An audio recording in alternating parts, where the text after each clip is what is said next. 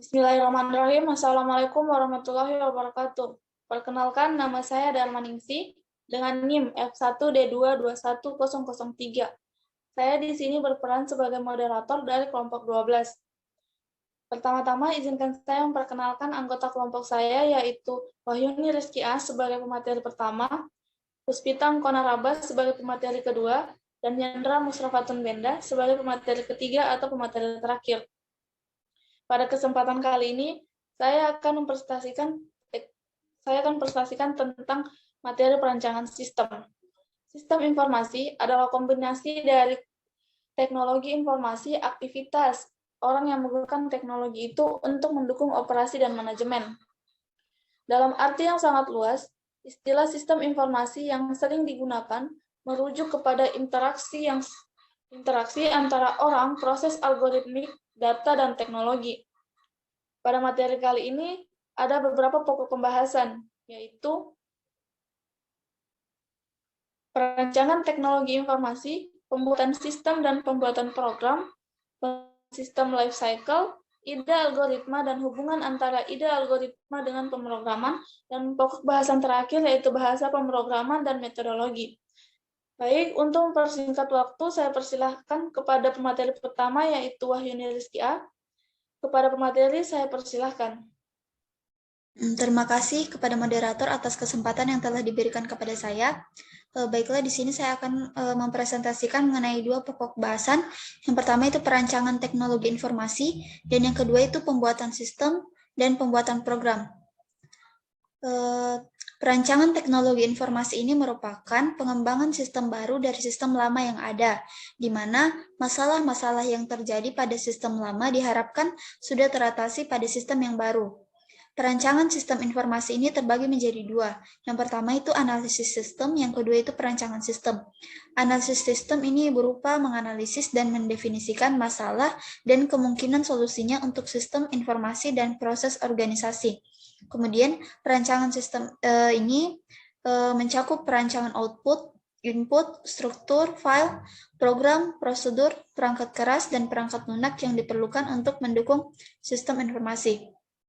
Kemudian pokok bahasan kedua itu mengenai pembuatan sistem serta pembuatan informasi atau pembuatan sistem dan pembuatan program.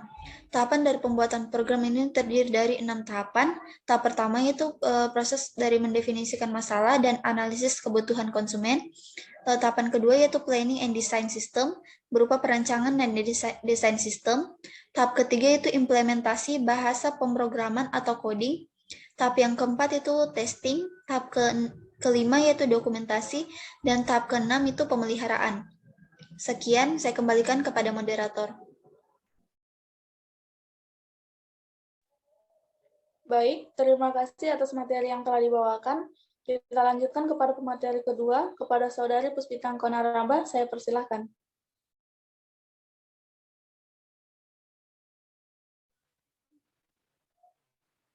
Baik, langsung saja. Materi yang akan saya bawakan yaitu pengembangan sistem life cycle.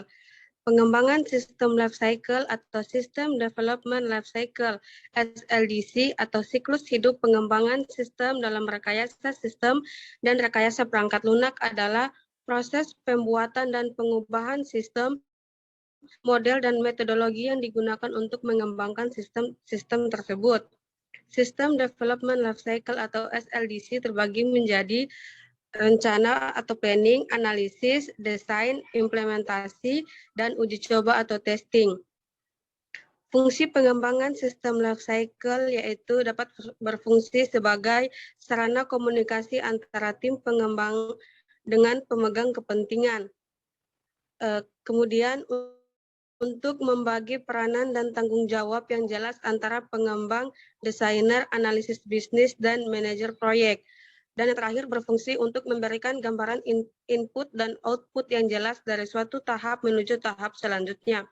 Materi berikutnya yaitu ide algoritma dan hubungan antara ide algoritma dengan pemrograman. Algoritma adalah urutan langkah-langkah untuk memecahkan suatu masalah. Sebuah algoritma mengerjakan sebuah proses. Secara umum, benda yang mengerjakan proses disebut pemproses atau prosesor. Pemroses dapat berupa manusia, komputer, dan alat-alat mekanik atau elektronik lainnya. Pemroses melakukan suatu proses dengan melaksanakan atau mengeksekusi algoritma yang menjabarkan proses tersebut. Melaksanakan algoritma berarti mengerjakan langkah-langkah di dalam algoritma tersebut. Sekian dari saya kembalikan kepada moderator. Baik, terima kasih atas materi yang telah dibawakan. Kita lanjutkan kepada pemateri ketiga atau pemateri terakhir, yaitu Saudari Yandra Musrafatun Benda. Kepada pemateri ketiga, saya persilahkan. Baik, terima kasih atas kesempatan yang diberikan kepada dari moderator. Langsung saja, yaitu materi terakhir tentang bahasa pemrograman dan metodologi. Nah, bahasa pemrograman atau dikenal dengan istilah bahasa komputer merupakan instruksi dasar untuk memerintah komputer. Bahasa pemrograman dapat berfungsi untuk mengisi suatu program yang dapat melakukan suatu perhitungan atau pekerjaan sesuai dengan keinginan pembuat program. Terus bahasa pemrograman komputer sendiri berdasarkan tingkat kedekatan bahasa dengan mesin komputer, yaitu bahasa mesin, bahasa pemrograman tingkat tinggi, bahasa pemrograman tingkat menengah, dan bahasa pemrograman tingkat rendah atau bahasa rakitan. Nah, bahasa mesin itu sendiri merupakan bahasa pemrograman yang menggunakan bahasa biner yang terdiri dari angka 1 dan 0 untuk memberikan perintah pada komputer. Terus bahasa pemrograman tingkat tinggi merupakan bahasa pemrograman yang sudah memakai instruksi dari kata-kata bahasa manusia. Untuk pemrograman tingkat menengah merupakan bahasa pemrograman yang menggunakan campuran instruksi atau perintah dalam kata-kata bahasa manusia. Dan kemudian untuk bahasa pemrograman tingkat rendah atau bahasa rakitan merupakan bahasa pemrograman yang memberikan perintah pada komputer dengan menggunakan kode yang singkat. Kemudian yang terakhir, jenis bahasa pemrograman. Itu terbagi dari bahasa pemrograman C, bahasa pemrograman ASP atau Active Service Page, kemudian bahasa pemrograman PHP, bahasa pemrograman basic atau Beginner All-Purpose Symbolic Instruction Code, kemudian Microsoft VB atau Visual Basic. Mungkin dari itu saja dari saya kembalikan kepada moderator. Terima kasih atas materi yang telah dibawakan. Demikian materi dari kelompok 12, lebih dan kurangnya mohon dimaafkan. Jika ada yang ingin ditanyakan, silahkan ke forum diskusi yang telah disediakan di Spada. Sekian dari saya, terima kasih. Assalamualaikum warahmatullahi wabarakatuh.